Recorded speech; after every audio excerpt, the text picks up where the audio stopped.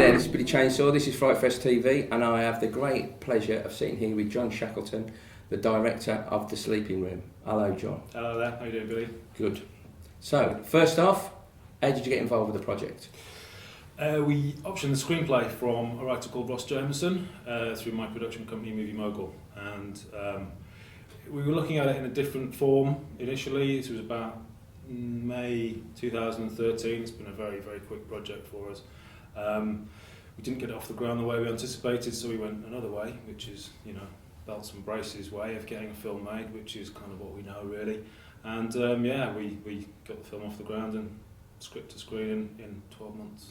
Whose idea was it to set it in Brighton? Because as far as I know, I'm sure there's somebody out there in Horrorland that will know otherwise. I don't believe there's been another horror film set in Brighton before. Is that right? But that's a guess. I've never heard of one.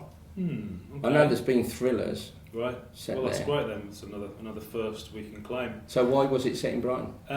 Ross, the original writer, lives in Brighton, and he rented a flat. This is going back a few years now, from what I can gather.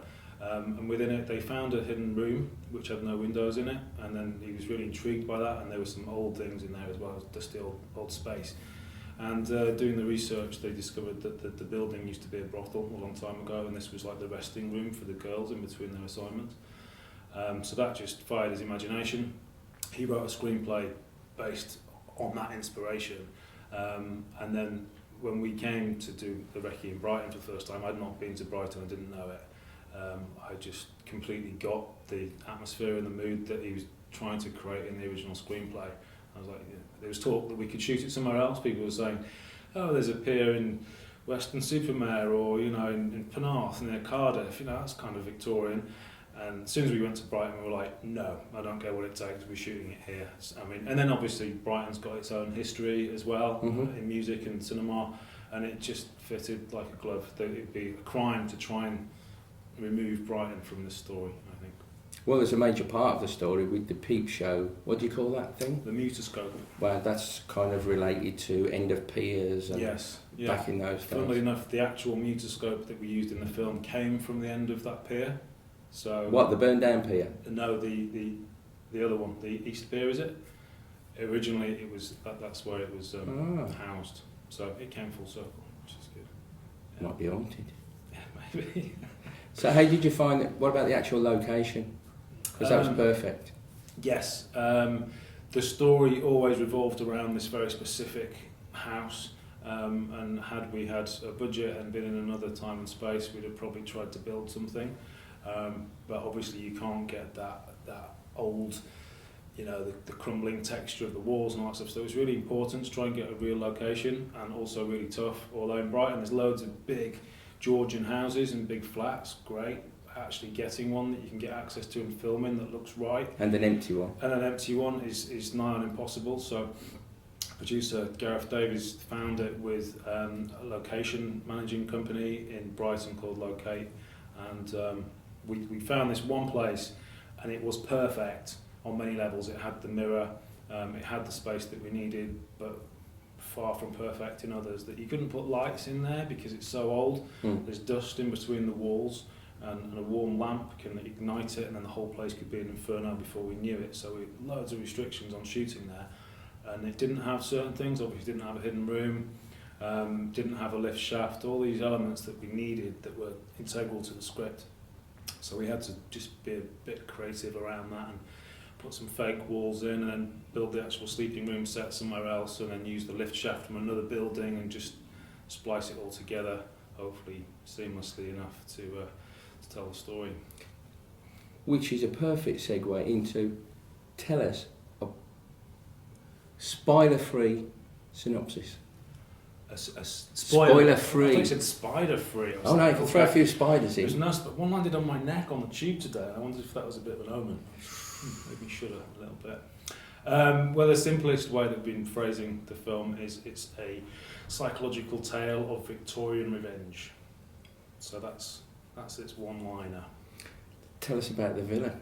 About the villain of the piece. The villain, he's a very, very creepy character indeed called Fiskin Swanell. So our central character Blue, she finds this hidden room and starts to investigate, and she sees something in there, this hooded man, and there's clues on the mutoscope reels, and he was a filmmaker of his time, albeit not particularly wholesome filmmaker. A special filmmaker. Special kind of filmmaker, which appealed to a specialist kind of an audience. So we've got a whole backstory about him and the sort of clientele that he used to involve in his special Pels parties that he used to hold.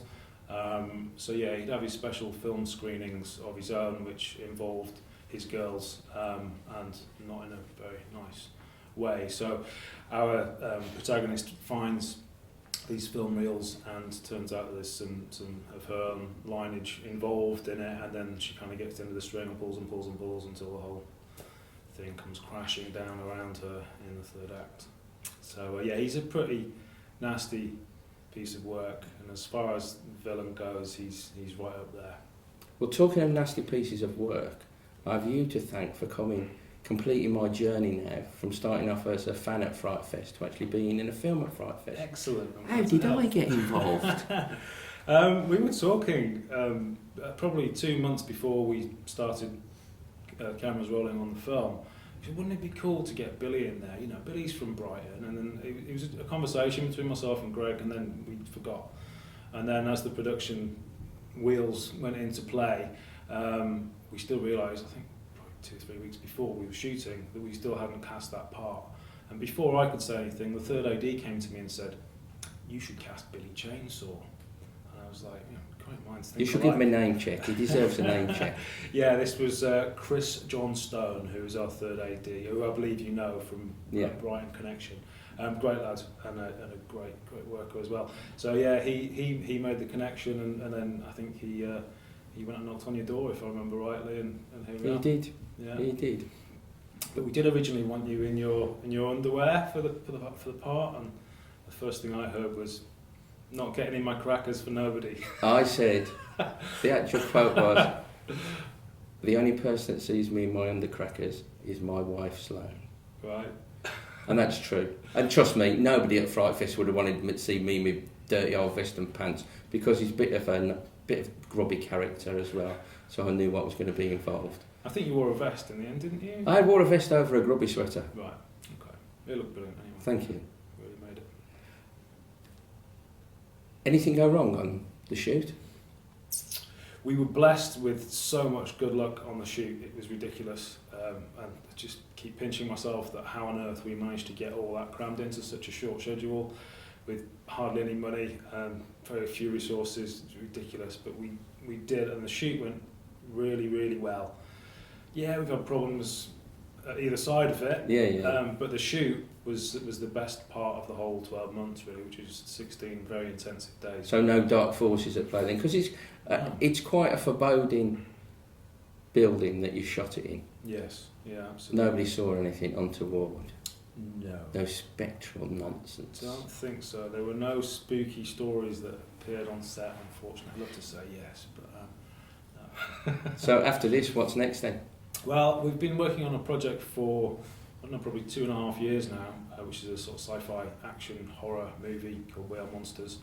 And we What's it called? We Are Monsters. Oh, We Are Monsters. And it's a bigger budget film, so I've only produced up until doing The Sleeping Room, so this is my directorial debut, so we kind of thought this would be a really good one to put in between, which should hopefully help us be in a better position to raise the money to do the bigger film. So Are you going to direct We Are Monsters?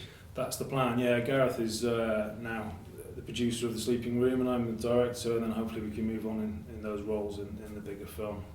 So yeah, it's been a gradual process for me from sort of producing, writing, directing, and directing is what I hope to be able to continue to do on the back of this film. So good. Well, I wish you all the luck with that. Thank you. And if there's a role in my underpants and my vest, I might do it next time, as long as they're clean. Great stuff. Thanks. Thanks very much, John. Pleasure. Cheers.